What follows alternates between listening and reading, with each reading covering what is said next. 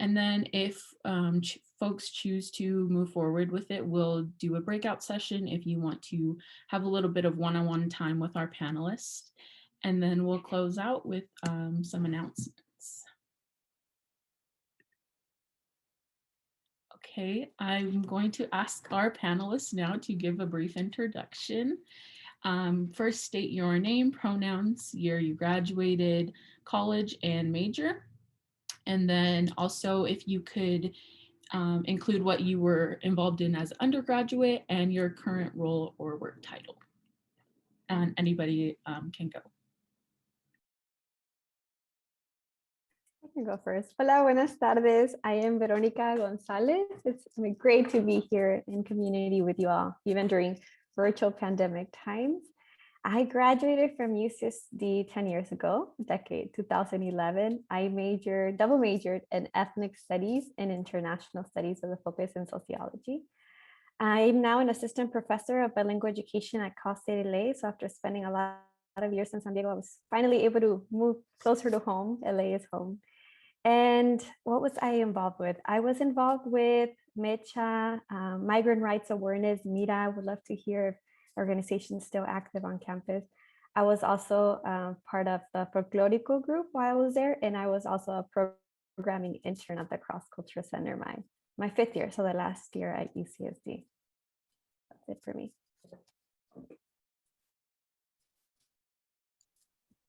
I guess we'll kind of go in order here as on the screen. Buenas tardes, assalamu alaikum, how's everybody doing? My name is Ernesto Reyes. It is an absolute honor to be here to share the space with you all virtually. Gosh, a little bit about myself. I graduated from UCSD Revelle College, proudly Revelle College. We made it in 2014 after what felt like forever at UCSD. Some of the things that I was involved with at UCSD was Mecha as well. I was involved with CARAS, Central Americans Raising Awareness and Solidarity, sister organization to Mecha.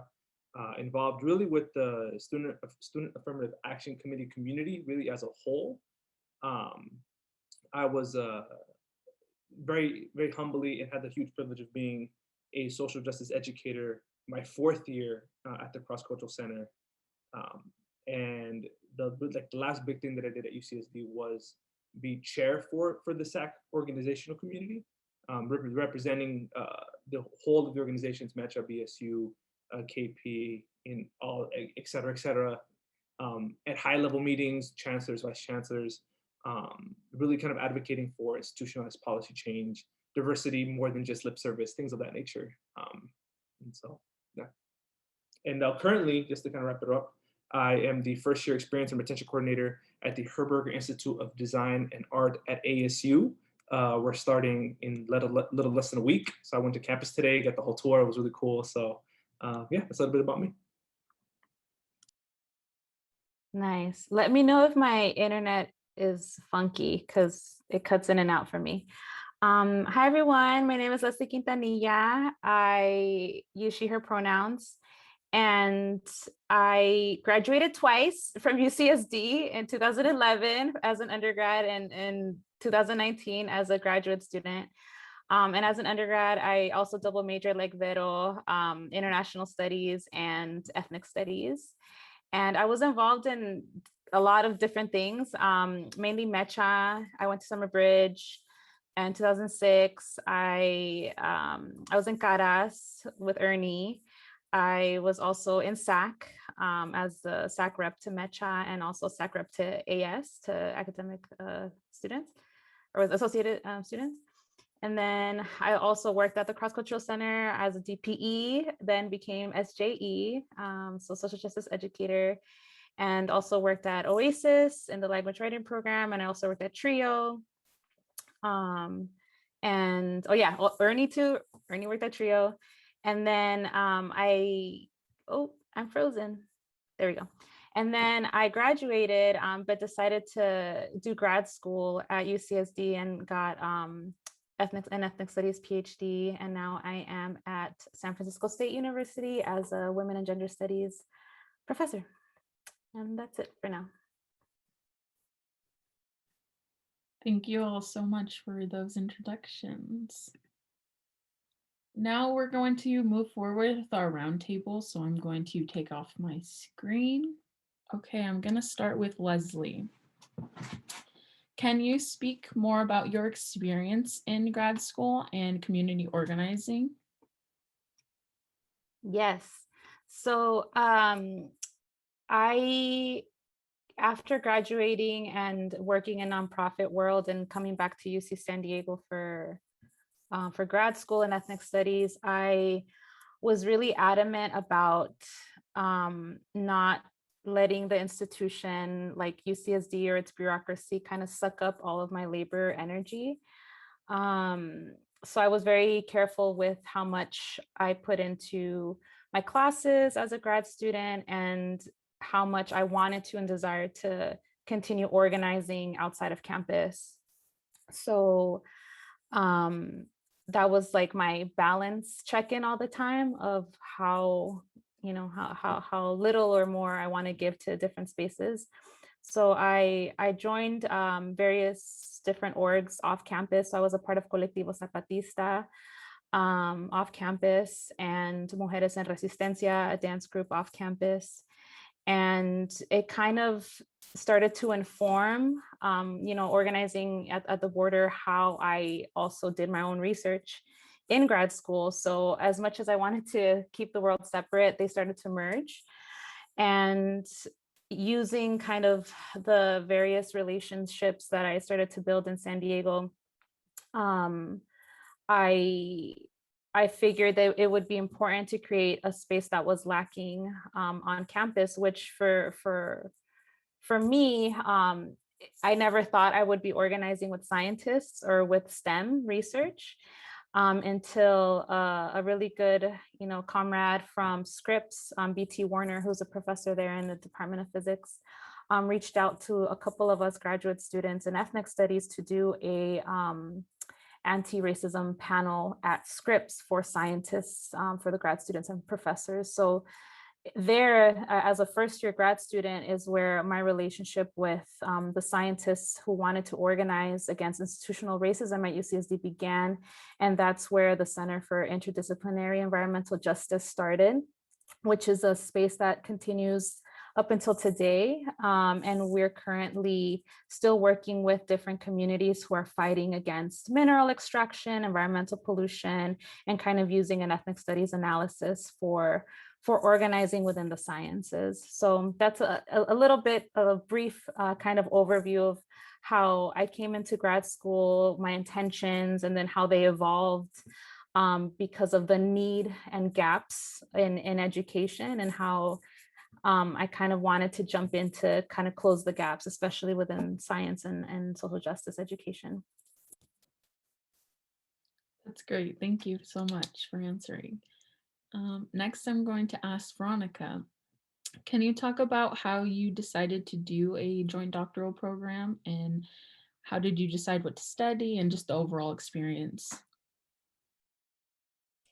Yes, so first of all, if you would have told me 10 years ago when I was at the Cross-Cultural Center, when I was graduating, that I would apply to a PhD, pursue a PhD, complete a PhD, and have an assistant professor job, I would have laughed. I would have never believed it.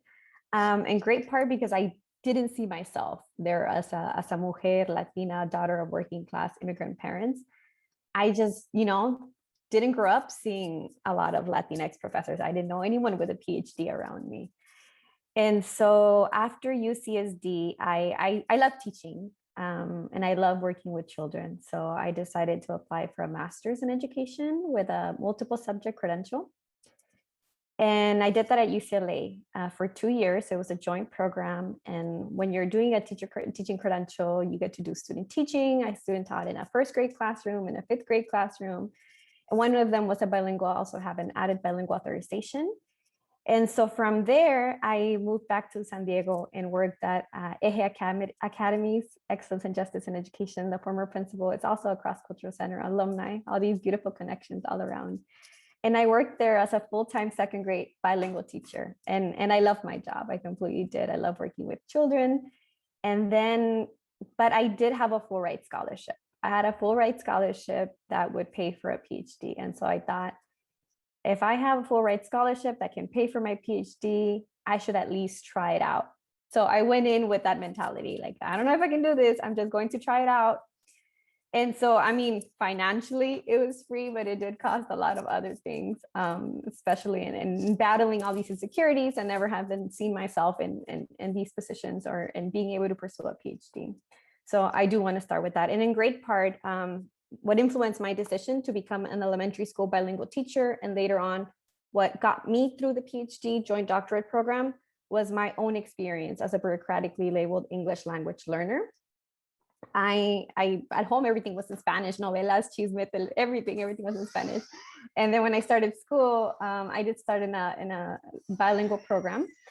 And then from there, I got switched into English only because my parents didn't think I was learning English quick enough. And so for me, I remember that being traumatizing. And so that really incentivized me to pursue teaching, because I wanted to support other students and be an example for them, you know, and especially bilingual and promote bilingual education.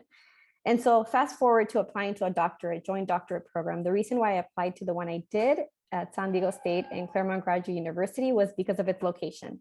I wasn't ready to leave San Diego yet, but I was commuting back and forth between San Diego and LA, which was really tough.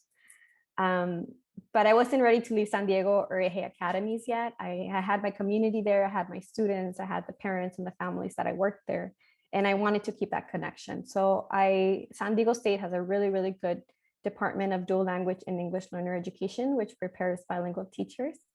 And so I knew of that department and I wanted to work with the professors there. So that's why I applied to that one. And then thinking about what got me through the program, it was a joint doctorate program in education. What got me through it was, again, my own personal experience and wanting to advocate for bilingual education. I knew that if I stayed at Eje, which the whole school, transitional kindergarten through 8th grade, was all bilingual, right? I knew that it was in a bubble and I was with like-minded individuals, but I was thinking about other schools in other cities where we don't have, because there's been a lot of backlash against bilingual education, the hegemony of English and all of that I won't go too much into right now. But I knew I needed to get out of there. So by pursuing a PhD and learning more about bilingual education in the field, I've learned and, you know, figuring out different ways to advocate for bilingual education. And that brings me to my current role as an assistant professor of bilingual education and trying to build a program, restructure a program at the current institution that I'm in. So that's how I ended up in a joint doctorate program and what got me through it. Yeah, it seems like it worked out really well, even though at some points you were like, I don't know if I should do this, but at one point you were like, it's free, and, you know, just different factors that weigh in on it as well. Thank you. Ernie, the next question is for you. Can you talk about the nonprofit organizations that you worked for, and how did you decide which organization was best for you? Definitely. Can y'all hear me okay? Everybody? Perfect. That's a great question and a very loaded question. Much like Lesley and Veronica, two exceptionally powerful mujeres whom I look up to personally and professionally. Ever since I was a little 18-year-old kid at UCSD, I was like, oh my God, where am I? Shout out to them, honestly, because, you know, a lot of what they taught me really manifested in the work that I did after undergrad. So the nonprofit world is a very interesting place. It can be one that nourishes you, that can really kind of fulfill a lot of what you didn't know you wanted. And it can also be a very soul-sucking place. And it really depends on where you find yourself. And I'm being just as transparent as possible because my first role out of undergrad was with a nonprofit called City Year, education nonprofit, nationwide. I remember taking the interview call inside of the Tranquility Room at the Cross. And I was pacing up and down and I walked out and I was like, I think I got the job. And then Joseph, one of the former staff members there, he was like, duh, like you worked at the Cross. Like, you know, so that kind of like, you know, so I went in very like hyped, but then I quickly realized that the work in education was really distinct from that at the university level, especially in a nonprofit setting. It was a fantastic organization on paper, fantastic organization kind of when you get in, And then you get to the really nitty gritty, like the daily, the grind, and that's where you really find out what you're made of in that particular nonprofit. And in a lot of nonprofits, right? It's not glamorous work per se, but it's very, I think, sacred work in a really honest way. So the nonprofits that I worked for were educationally based. Right after City Year, I transitioned into Bioneers, a environmental justice / youth leadership / indigenous justice leadership / women's empowerment / it was kind of like a whole, a network of networks per se, of different movements, of different kind of concepts in and outside of social justice and how they manifested in various different movements. I was the youth leadership program manager, and their big thing, their number one thing, was the National Bioneers Conference that took place in San Marin County. And my role was to basically create a youth portion of the conference, basically 3 days full of programming, speakers, lunch and almost dinner for all those 3 days for over 400 youth and their mentors and their femtors. It was a lot. You basically kind of take a high school conference for Mecha or BSU, and you multiply it by 2, and then you jump in with 2 months left or so. That's kind of how I jumped into that organization. And it taught me a lot about my organizational skills, about what I lacked as an organizer, especially, being a hub for multiple different places and individuals and organizations in and outside of the Bay Area. I learned a lot about what the Cross and what UCSD really taught me in that specific role. Because what I thought was like, oh, this is just really basic, like conference, culture, conference organizing. Everybody was like, oh my God, this is the best ever. Like, this is amazing. This is great. And I'm all like, really? Like, we did this like in our sleep back in like high school conference days. Like, we did this in our sleep when we like organized Metro Nationals. Like, this is, I found it very quickly that my skill set was sought after, even though I myself didn't think I was sought after. And that's kind of like the nature of the nonprofit world, like, especially coming out of, community at UCSD. Everything was about community and love and healing and justice and restorativeness of all of it. And then you get into a nonprofit world where that may be stated on paper, but the actual translation of it may not be there, right? And that's something you have to really kind of combat with, especially when choosing a nonprofit organization. Because I learned a little too late, kind of transitioning out of the Bay Area into kind of, this phase in my life that I'm in right now, that I also have to choose the organization, not just let them choose me. Despite how amazing they are, how incredible their statistics are, with the good work that they're doing, it's kind of a two-way street that I didn't give myself any credit for or towards until it was a little too late. And then when I decided to do that, that's when things really started shifting for me, personally and professionally speaking. But I mean, the nonprofit world is fantastic and challenging in all kind of respects. So Thank you for that transparency. I was personally thinking of, after I officially graduate, joining a nonprofit. So kind of hearing your feelings and navigating through that is much appreciated. Lesley, I want to ask you another question. Earlier, you spoke about briefly about your involvement, the community work and organizations that you were involved in. Can you maybe highlight certain experiences during your involvement? I would like to know specifically more about, in your bio, you mentioned the Coalition for Educational Justice. I wanted to kind of know a little bit more about that. Yes. Oh my gosh. So, yeah, I was involved in a lot of things. I was like the person that would like stick around at the Cross-Cultural Center and just jump around the rooms to all the different meetings, because I wanted to know everyone and know what was happening in every space, because that just made me really happy to know people and then to know like what was up in all like the different community spaces. So yeah, I was involved in a lot of different things. And I think the Coalition for Educational Justice surged from the 2008 recession and all the different budget cuts that were happening throughout the UC system, specifically with then President Yudof of UCOP was proposing to raise the tuition by 32%. So there was like 2008, 2009 era. There was a lot of organizing throughout the UC system and CSU and community college system just against all these massive cuts. So the Coalition for Educational Justice met at the library every Tuesday at 5 p.m. And it was mainly undergrads, but also graduate students, one of whom is now a professor in ethnic studies, Jose Fuste. He was one of the main organizers in that space. And different other professors, Kirsty Dorr, Sarah Kaplan, Long Bui, who's a professor now at UCI, Jen Tran, who's now a professor at CSU East Bay.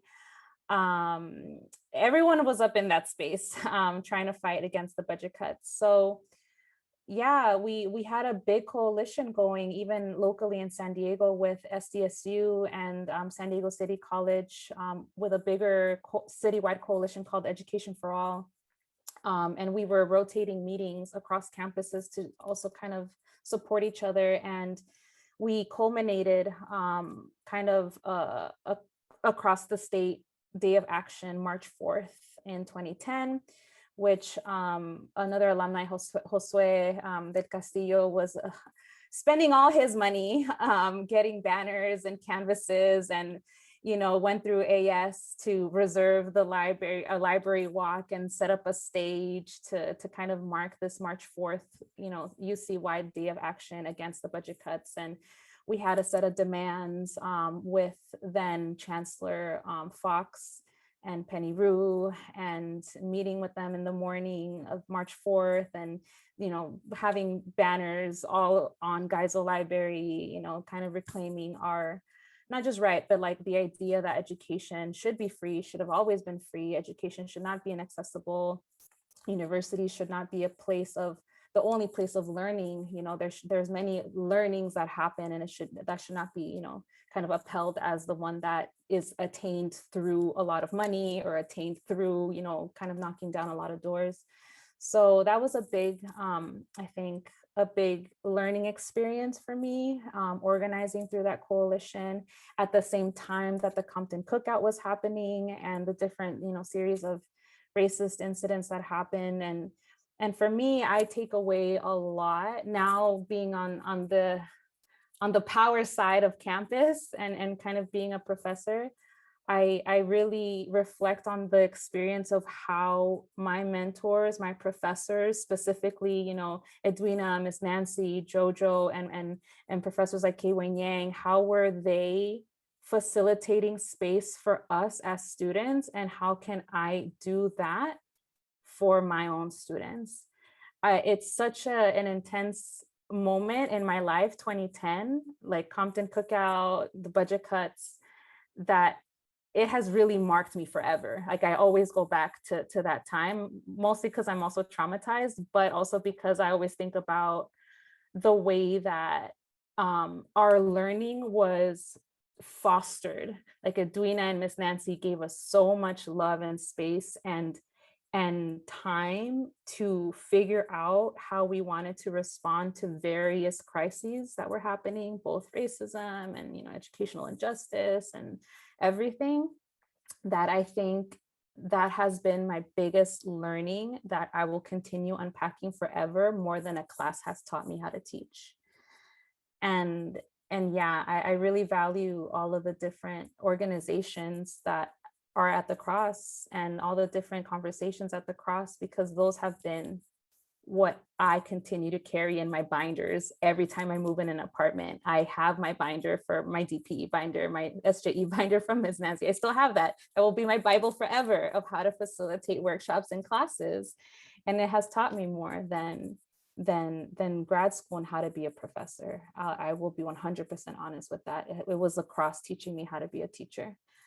And yeah, that's a little bit about how I've carried those organizations with me up until now. Thank you. I actually had a question. Maybe Veronica can also help answer this as well, about your opinion on how can we make this space at a younger age? Where can we see this maybe at a high school level or elementary school, even start implementing these spaces, like you're saying, that you were able to figure out what you wanted and have a community space to talk about injustices surrounding you and being more aware of it. If you want to respond to any of that. Either one of you. I can start. I mean, for me, at the core, like of my foundation and the work that I do is my learnings at the Cross-Cultural Center and also ethnic studies, right? It is healing, it is unlearning, it is relearning, it's deconstructing, reconstructing, and centering joy. And so, you know, now thinking back, I feel like I didn't completely grasp it as an undergrad, but it's been such a foundation. It was like semillitas were being planted, and throughout the years, I'm going. So I graduated last year virtually, and I'm finally walking a stage in a couple of weeks, and I'm like, where's my ethnic studies sash? I'm wearing that one, right? I don't care about the other ones. Like I wore it to my master's graduation. I'm going to wear it to my doctorate graduation. And for me, a big push in what I'm doing in teacher education programs and bilingual teaching is how do we center ethnic studies with the babies?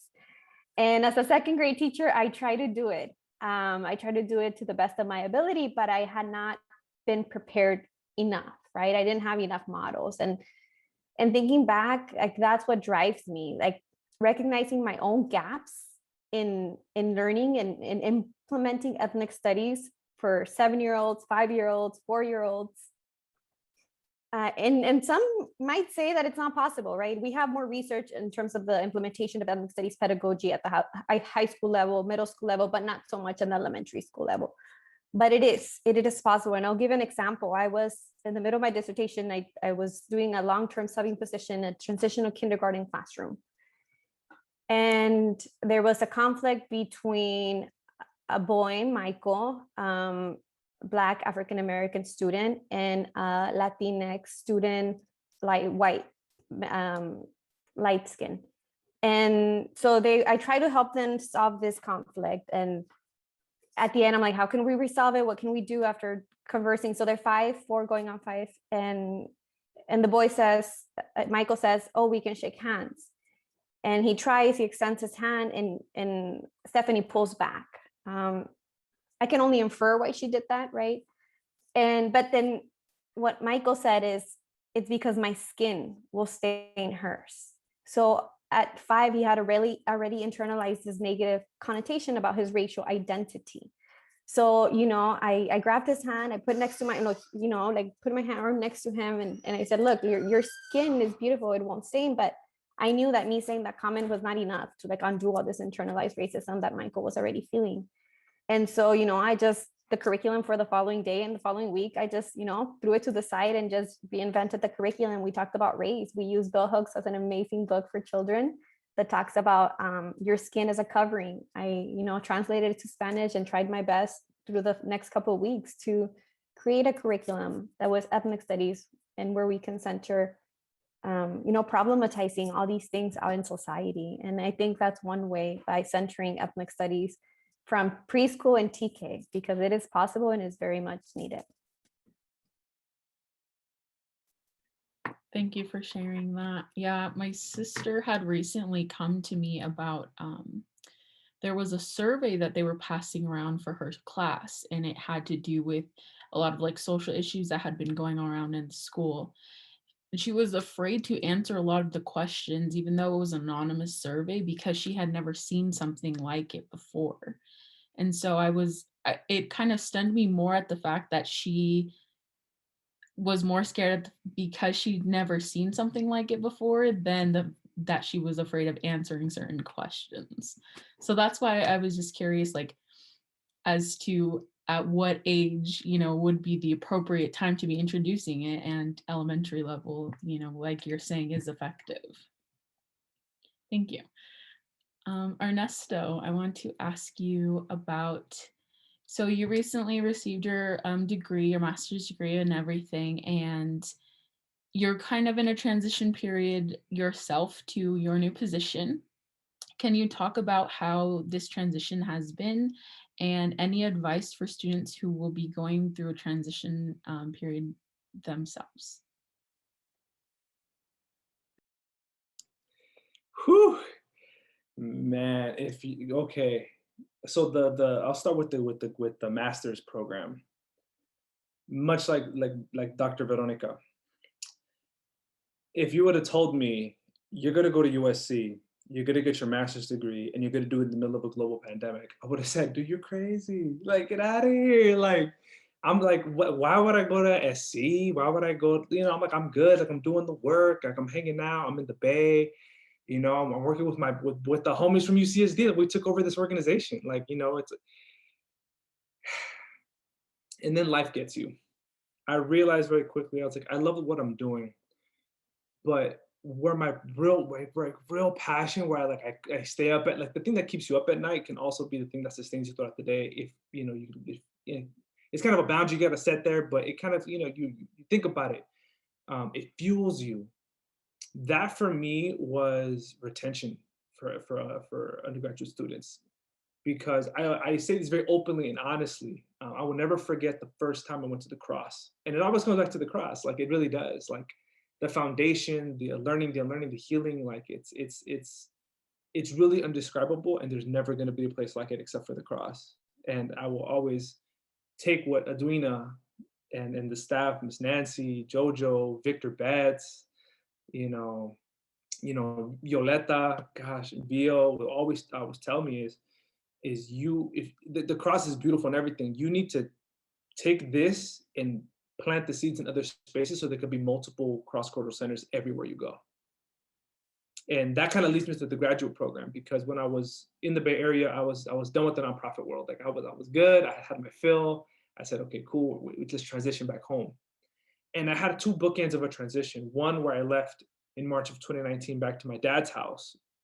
And for folks who are grappling with this, like, I'm graduating and I have to go back to my parents' house, or do not look at it as a thing of shame, because when I graduated UCSD, the first place that hired me was San Jose, California, and I did the summer program for Trio, and I left 2 days after for the Bay, with no housing, just a couch to sleep on from another, you know, individual from who, you know, in community. I didn't even go home. Like, I was like, I gotta go, parents. Like, I have to go continue this trajectory that I am on for you and for family and for this and that. Little did I realize, much like Kendrick Lamar says in some of his work, um, I realized I didn't know anything until I came home. I realized that I didn't know anything until I actually got back home. In all my learning in the Bay Area, all 5 years, in all the things, I came back to my dad's house, to my community, and I sat there and I realized and asked myself the question, what did I really bring back home? And that was kind of part of the transition. Like, I needed to sit with myself and say, what am I bringing? And I'm not just bringing like professional experience. Like, I left when I was 18 and I got back home when I was 28. Like, I came back 10 years removed, and my siblings had grown up. My family had grown. Like, there was so much there that I had missed. And I was like, okay, how do I bring my current self into this space that also has grown up? And so that was kind of part of the transition that led me into graduate school, because I applied to a bunch of different places, and it was the same thing. You have a great resume. There's more qualified candidates. You're doing amazing. You're not qualified, right? Despite all the work that you can never quantify, kind of to Dr. Quintanilla and Dr. Gonzalez's work, like 2010 was my freshman year, right? And that sticks with me forever. And I will never forget the depth of work and the healing and the things that needed to be done throughout my time at UCSD, from being that little kid who, you know, who was at the Cross for the first time, not knowing which way was what, like, oh my God, like, this place is cool, to almost dropping out at the end of my first quarter, because I was like, I'm done here. I feel stupid. I'm inadequate. Like, I'm none of these things that I'm supposed to be. Fast forward 5 years later, thanks to the work at the Cross, thanks to the fem tours that I had, I was telling the Vice Chancellor of Student Affairs, your work isn't enough. This is not enough. You need to do better. And we have students here willing to do the work if you're willing to match us. Like, that growth and trajectory was carry that with me to the Bay, carry the Bay back with me back home, and then all of a sudden I'm not qualified. So it was a stepping stone for me to say, okay, cool. I got to step out of my comfort zone. I got to stop running away from this next cocoon I have to set into. Because, you know, being a butterfly for so long, you're like, oh, I'm so past the cocoon. It's like, no. Sometimes you got to get back into a new cocoon to then transform again. And so that's kind of my process going into graduate school. You know, I applied to USC, the only place I applied to, because they didn't ask for the GRE. Believe me when I tell you, the GRE, for all intents and purposes, for me was institutionalized racism 101 all over again. It really was. I was like, no, like I have to pay $200+ to take this exam that I'm probably not going to pass because like I'm coming off of so much stuff. Like there's so much more happening. But I applied last minute to USC, just like as undergrad. I applied last minute to everything. And then lo and behold, 2 weeks later, I wake up 7 a.m., you know, in the middle of, you know, Trio's residential program yet again, because, you know, they're like, we would love to have you. You know, we always love to have you. Love Trio. They're a fantastic organization at UCSD. I wake up 7 in the morning, about to wake up my students, like, hey, yo, like, time to wake up. And I wake up to, hey, like, your decision's here. Oh my God, like that moment never leaves you, right? No matter how much professional experience, you're like, oh my God. You get in, you click in it, and it's like, oh, you're accepted. Like, it's always like, what, me? Like, I'm accepted? Gosh, it's, you know, I call my parents, I call my siblings, I call my then fiance. I'm like, hey, I got in. They're like, oh my God, amazing. This whole time, they're like basically like letting me sleep on the couch for free. You know, like they're helping me in my transition. Get into graduate school, and that's a whole thing I can talk about later. COVID hits, and that's a whole other situation. Like it hits mid, like at the very beginning of second semester, of my graduate program. And I'm like, oh. As a student affairs, kind of like paraprofessional as an undergrad, as studying to be a student affairs professional in graduate school, when the vice chancellor of student affairs says, we're gonna test the system out 3 days before spring break, that's code word for we're not coming back. That was code word for we're not coming back. And all of my cohort and I were like, okay, I'll see you when I see you in person next time. And lo and behold, kind of like you know, like Vero, I'm glad, you know, we're walking the stage in a couple of weeks because we're able to now.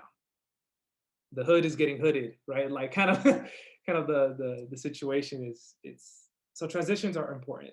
They're important for you to experience. And being unemployed between my graduate program ending to up to right now, like that was August to now.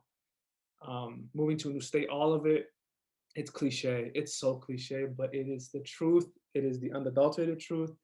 You have to trust the process. You absolutely have to trust the process, because if you don't, you're rushing it. And quoting, you know, Kendrick Lamar again, the 5 Ps of proper preparation prevents poor performance.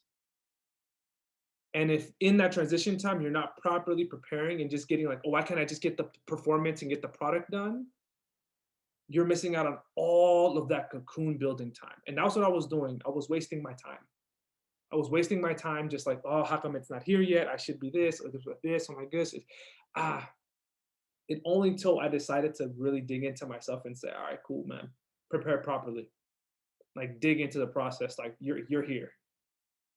Literally less than a month later, and 2 interviews later, I'm about to start my position, a dream position really, at ASU, you know, in retention work for arts and design students, really challenging, you know, institutionalized racism, like in a design and arts context, with folks who are on the same page. It's not just me anymore. So long-winded answer, I know, I apologize, but you know, that's kind of the, yeah.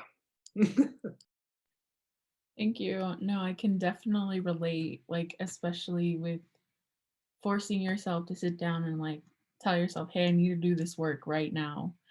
And I had that similar awakening recently as well, because I'm in my 4th year and I'm making huge decisions, and I was so confused. I'm like, oh, I don't know what to do. And anytime anybody would ask me, I would just push it aside. But like you're saying, I spoke with Edwina, I spoke with Nancy, I spoke with Vio. And then, you know, they all kind of helped me navigate, like, this is what you want to do. And what's stopping you from doing it? Yourself, nobody else but yourself.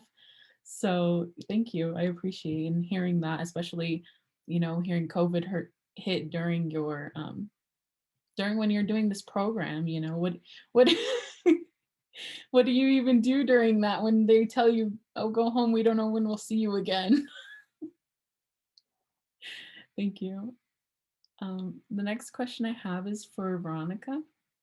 Can you talk about what inspired you to pursue teaching elementary school?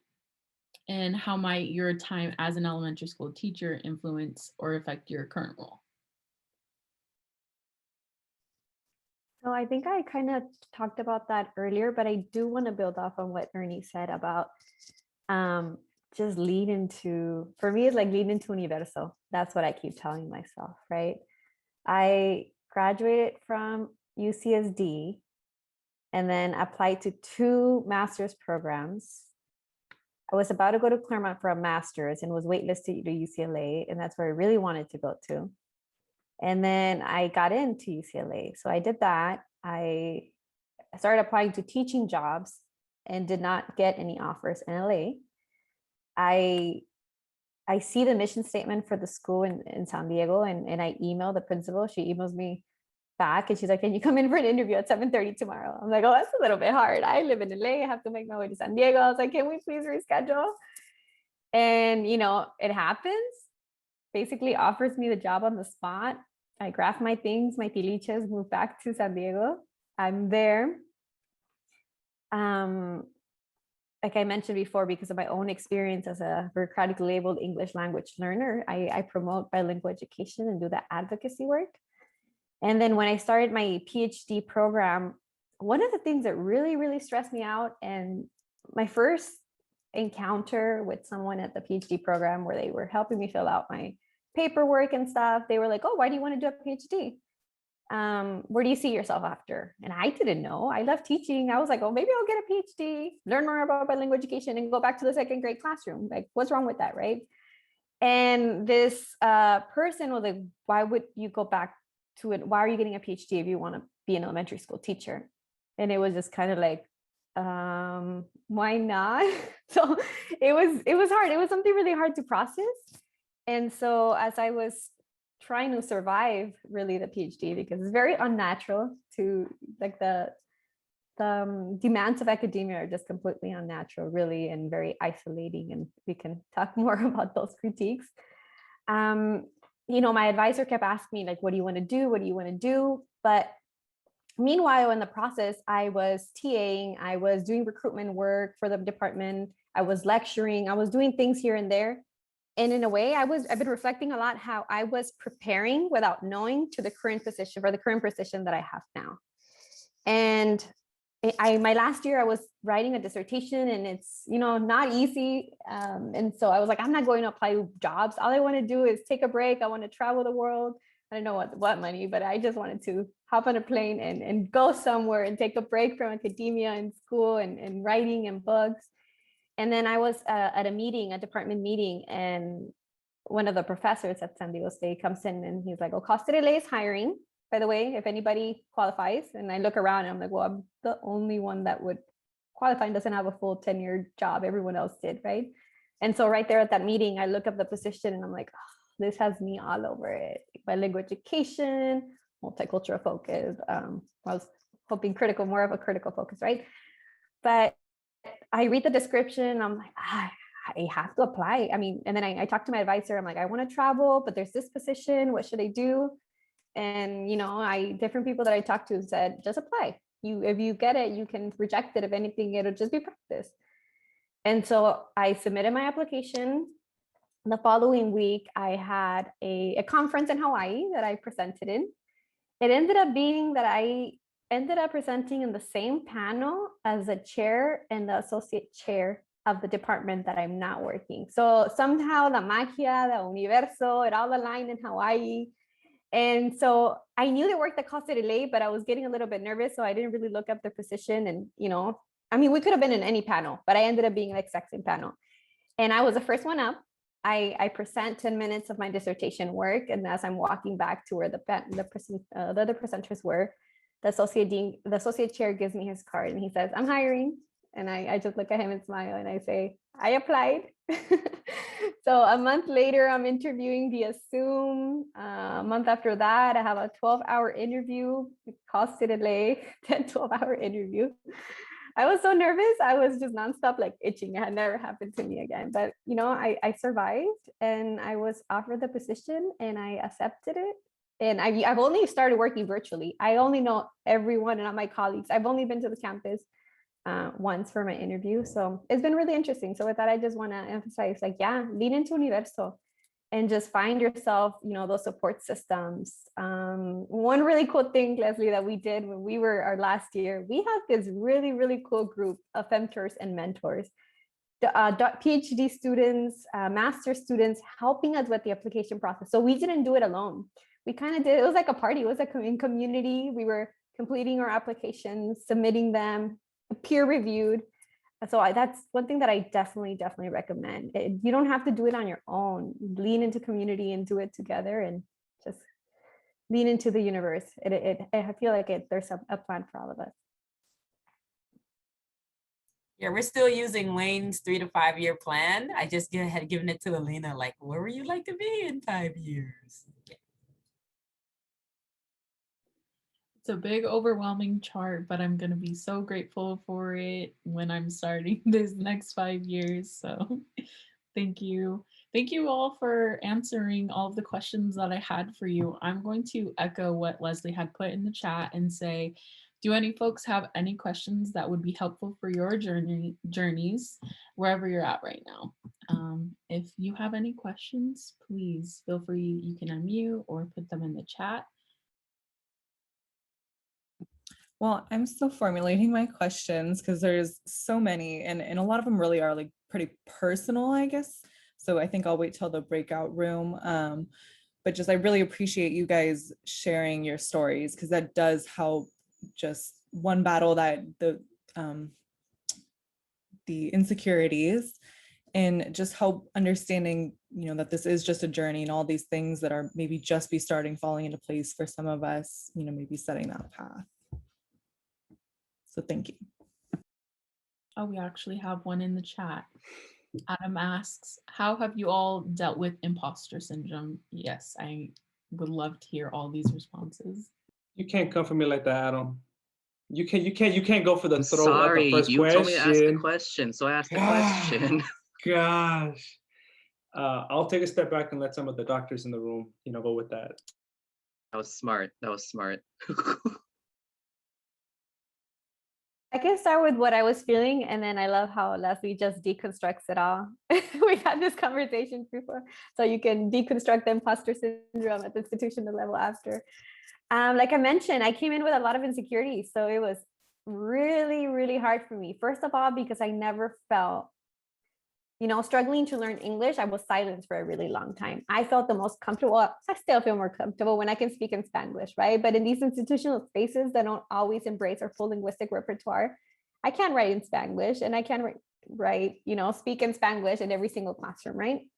And I was always very intimidated being, you know, I'm minority at UCSD and hearing my eloquent white and Asian peers speak. I felt like, oh, like I don't want to talk because my English is going to sound like I don't speak English well enough. And then, but in my Spanish classes, I felt so comfortable. I was like, oh, if it could just be a little bit different, right?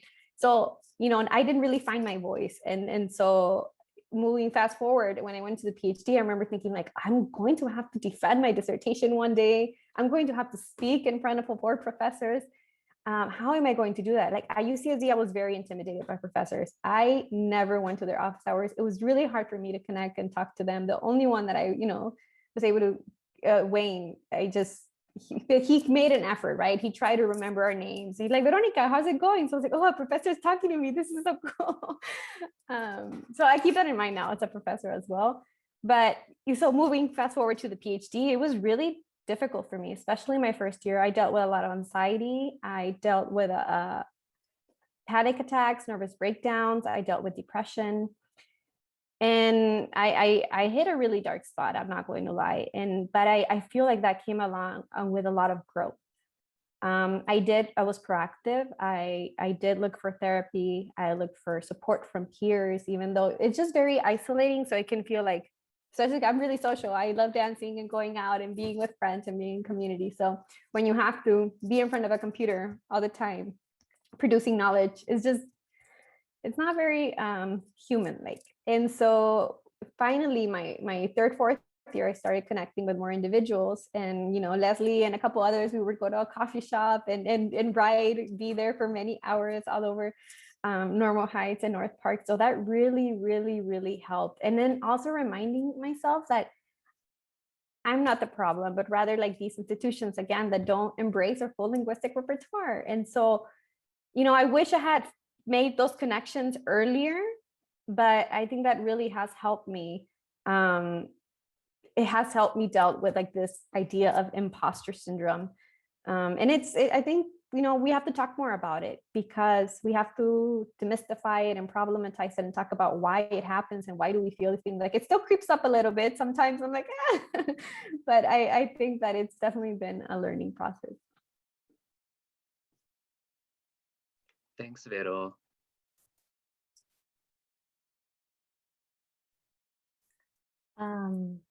Oh, Vero, that story is it's so real. And yeah, me and Vero, we've talked about this before, several conversations, especially, me and Vero went to high school together, went to undergrad together, and then we are PhDs, and here we are now, still like 15 years later, in the same spaces. And I think, my relationship to imposter syndrome is very different, or has been different. And I think the organizing spaces I've been in, especially like Zapatista spaces, for really seeing what it means for me to be in relationship to one learning space that has been institutionalized, that's called the university. That's just one type of learning space. And understanding kind of the history of education in the US, or understanding the history of institutionalized learning called the university, or even K through 12, has allowed me to see it for what it is, not for who I am, where I have always kind of said like, or kind of just as a joke been like, I don't want to be like you. Why would I care to be like you? People in the status quo, in the seminar, in the classroom, in the class, in the university, that's not who I want to be. So why would I have imposter syndrome? I'm not an imposter. I see the farce for what it is. That's been my thing. I just see the robots working behind the curtain, right? And in the sense that like, I kind of have just been empowered by my mentors, by professors, by organizers outside of the university, to kind of just see the university as one of the many spaces that we have to navigate, but it doesn't have to define us at all. It doesn't have to be a part of who we are at all. So I took that lesson, especially, from the Zapatistas, as how do we live autonomous lives that are not dictated or defined by institutions that have colonial, capitalist, racist, all these different histories. How can I just see me going into a class as a student or as a teacher as just one of the spaces that we navigate, problematic or not, yet doesn't define us? So I had a pretty great grad school experience because of that. I had a pretty great mental health kind of journey as a grad student, as an institutionalized learner, because I knew that it was just a class and here's a paper and I have other things to do that make me happy. And that's not my only place of happiness, or maybe it's not even my place of happiness at all, but I want a degree because I want to teach at a university, right? It's kind of like a formula or just like a bureaucratic thing to check off, but it's not who I am, So that's been my relationship to imposter syndrome. I just kind of said, I never want to be like you, so why would I care? So that's it.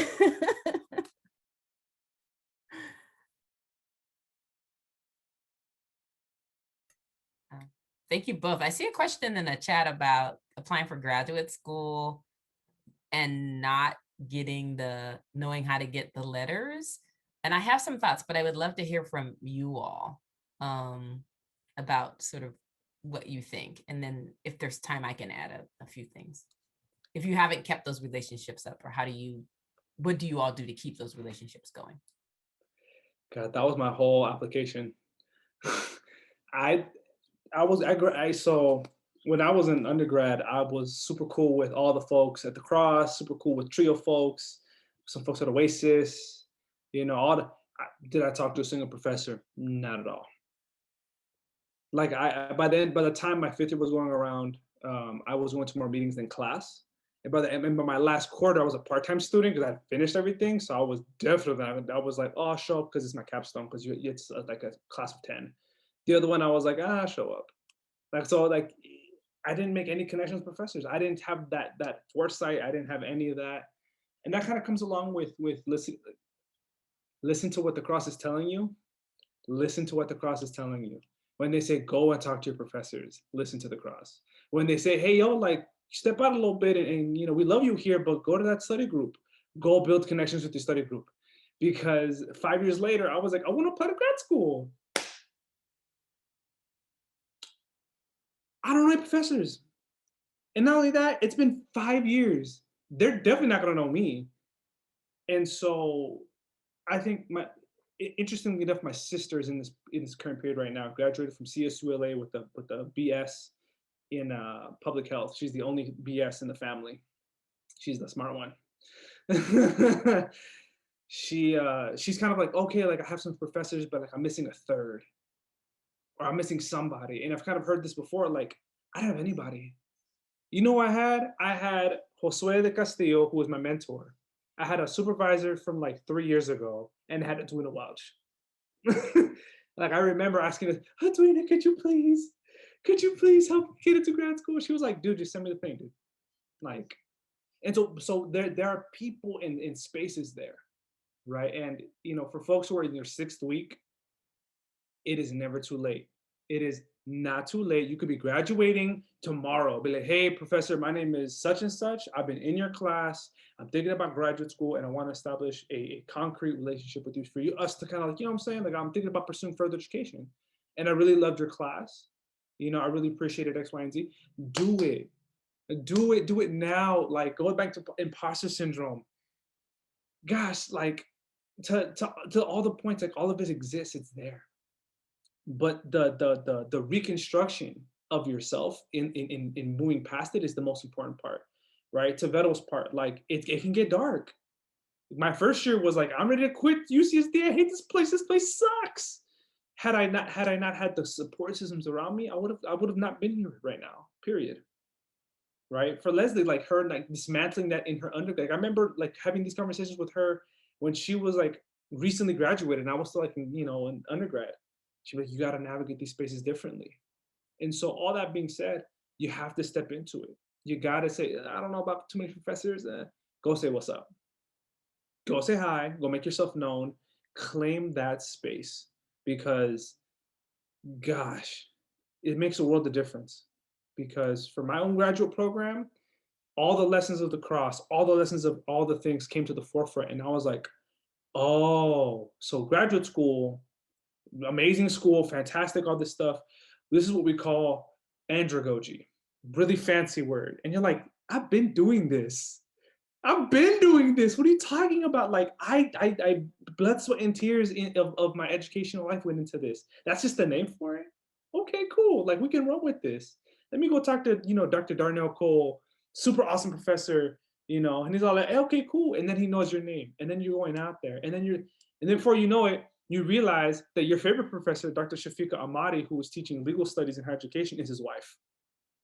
And you're like, oh, they talk about you at home. Over the dinner table? I'm a part of the conversation? Like, what? Only way to do that is if you go out there and you claim that space for yourself, right? And so, again, fear of rejection for me as a part of it was like, that's just the colonizer winning all over again. Fear of rejection is imposter syndrome winning. That's really what it comes down to. Like, if they're gonna reject me, all right, cool. But that's not because I gave them my resignation before I applied. So I mean, Yeah, I all don't that. actually call it the imposter syndrome anymore. I call it the colonizer syndrome, because what it does is it really does, the whole point of it is to make us think we don't belong. And it's like, nah, we belong. And the letter, remember, it's a relationship. So I know the student who asked that, you probably have had some professors or TAs or people that you really liked. It's okay to just drop them a note and say, hey, can I have coffee with you? Everyone knows that you all at UCSD are applying to graduate school. They're not going to, they're waiting for you to ask those questions. And it will be awkward for like the first 10 minutes. It's just going to be awkward. So do it anyway, drop the email, go in and say, I'm so sorry, I'm coming to you late.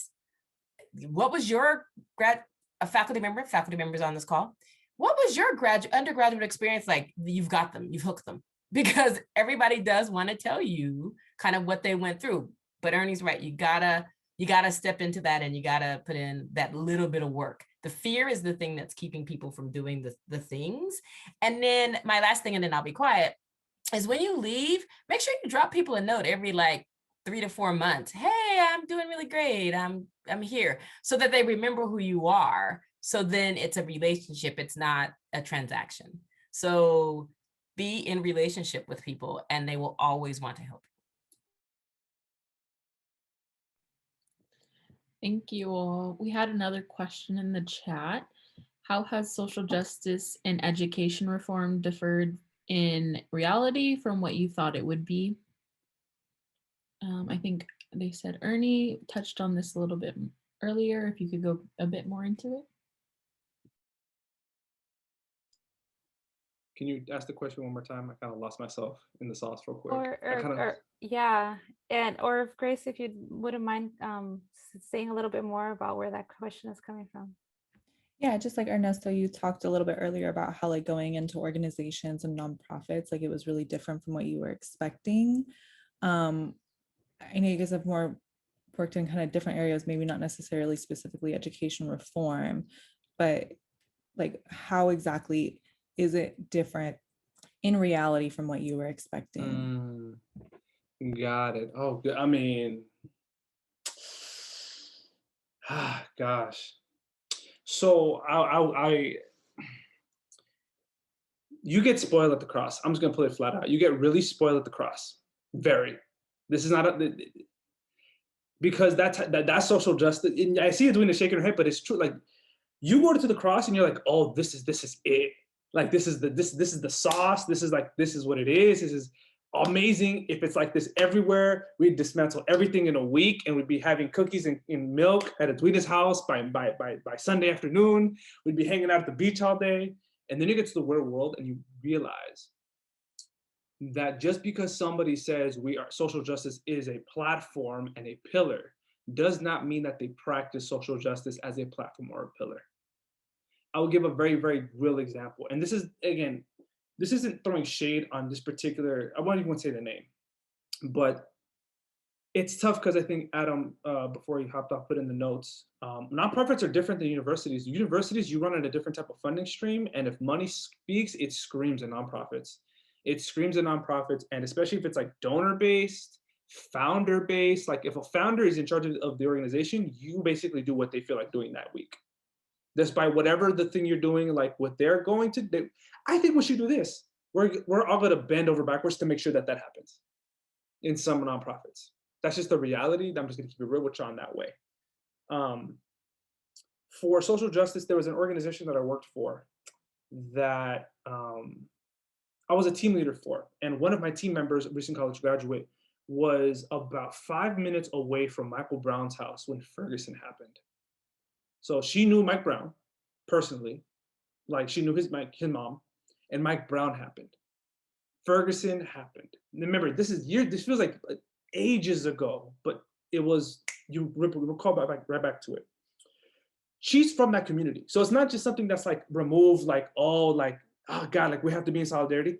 Her house is like under siege by the SWAT teams because she's 5 minutes from Mike Brown's house. So when you want to talk about social justice, you really want to talk about the nitty gritty when the rubber hits the road, social justice. We decided that it was important for us to go and say, we need, as an organization, not just at a school site, but as our entire organization. We scream social justice, but we don't show it. So it's time to show it. Let's do it. So we come up with a social justice committee, our social justice council. And out of all the team leaders that are there, 14 of us, I'm the only one who is anywhere remotely qualified, quote unquote, to lead it, organize it, to do other things.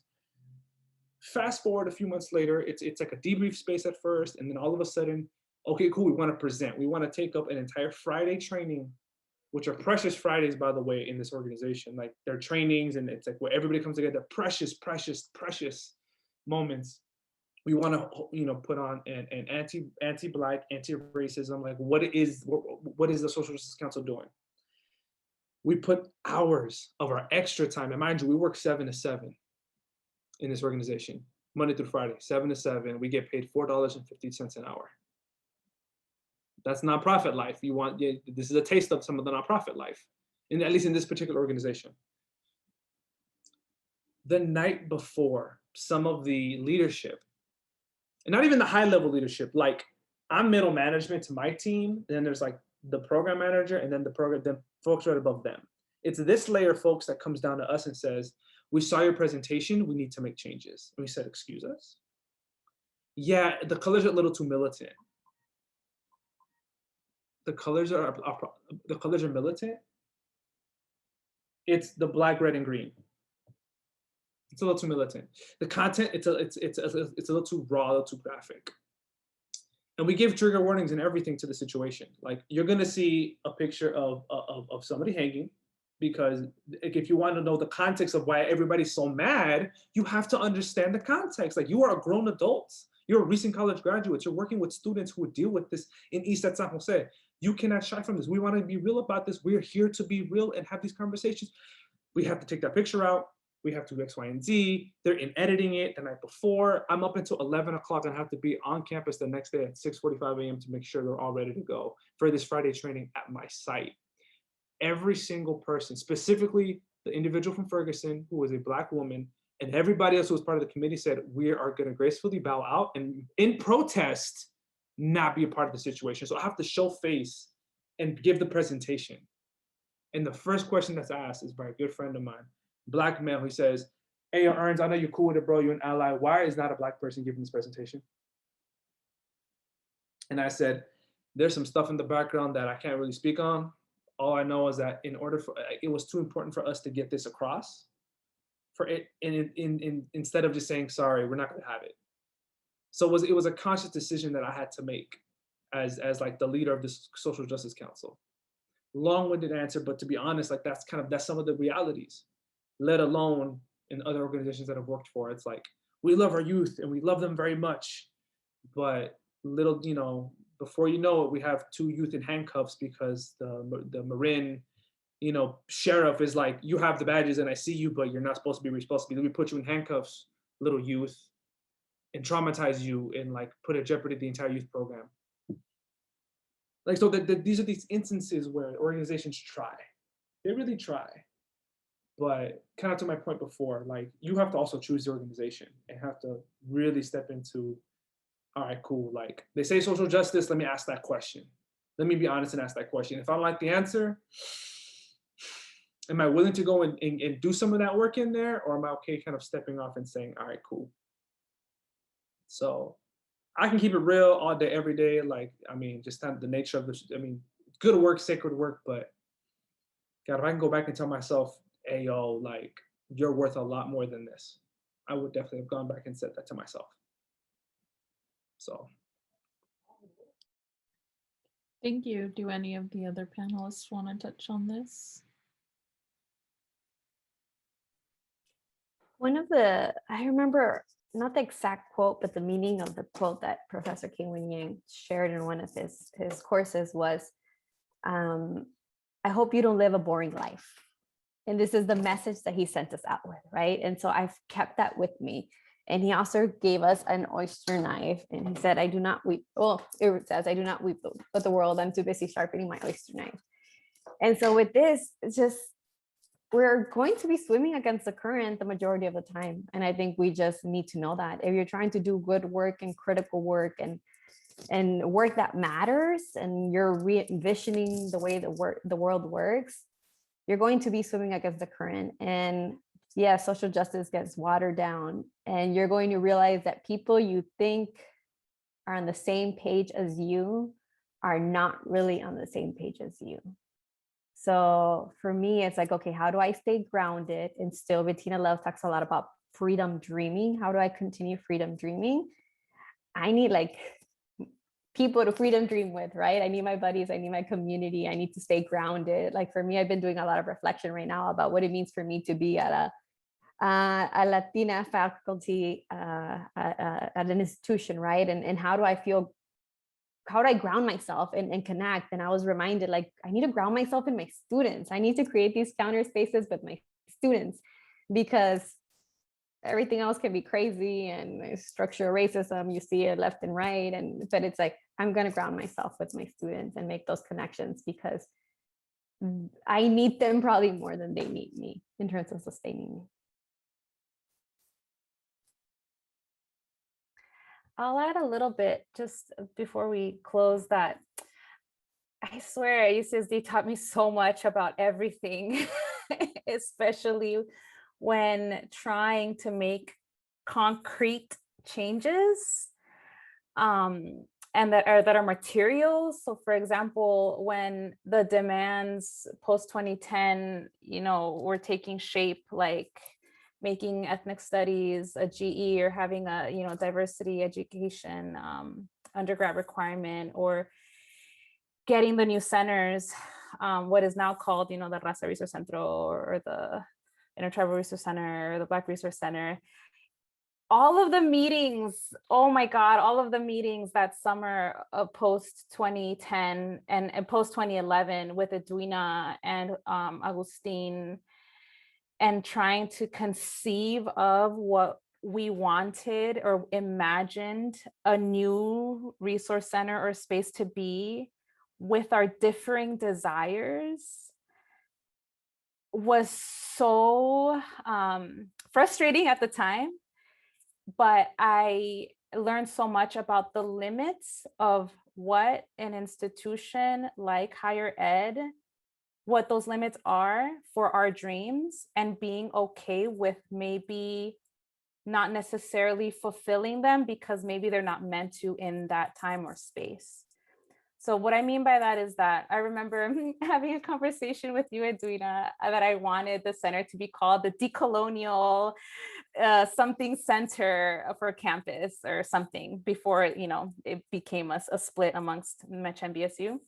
I was like, it has to be decolonial. Decolonial has to be in the title. And I remember you saying, that's not going to fly. That's not going to actually be accepted by the institution. And you said many more eloquent things, but I didn't understand at the time, like the limits of bureaucracy, or the limits of where the institution is at in relationship to our like freedom dreams or desires.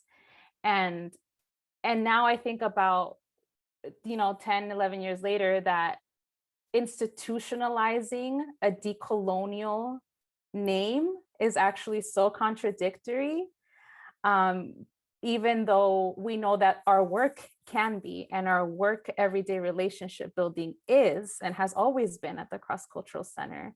So why would that be something that I would have wanted then to be institutionalized and then appropriated potentially by the institution itself? So I just think so much about that time, and all of us dreaming about the new centers and kind of formulating them, and then having, new cohorts after I graduated, after Ernie graduated, after Vero graduated, how then their desires and their dreams were also very different from my era. And then kind of having the wisdom of Edwina and the other professors kind of understand our generational differences, our generational desires, and kind of working across all of them as, as kind of only the folks who've been there for a long time can understand from a zoomed out lens than students, and kind of just trusting in the the wisdom that you carry, Edwina, and helping us shape those centers, and sometimes having to hear that what we want is not going to happen,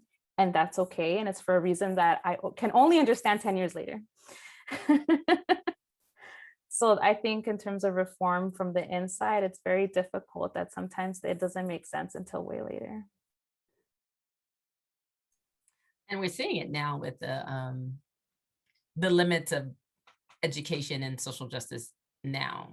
And I'm really so proud and grateful for the work that you all will do, because I think some of the things we did are sunsetting, and they need to, because people are having a different moment with what is being required of an institution.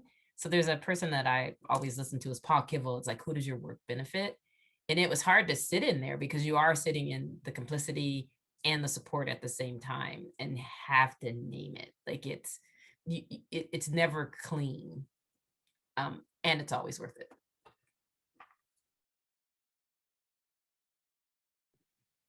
Thank you all so much. This has been a wonderful experience. I loved hearing all of your input on all the questions, and thank you to our guest for also submitting questions, and to the participants. I'm going to share my screen to go ahead and close this out.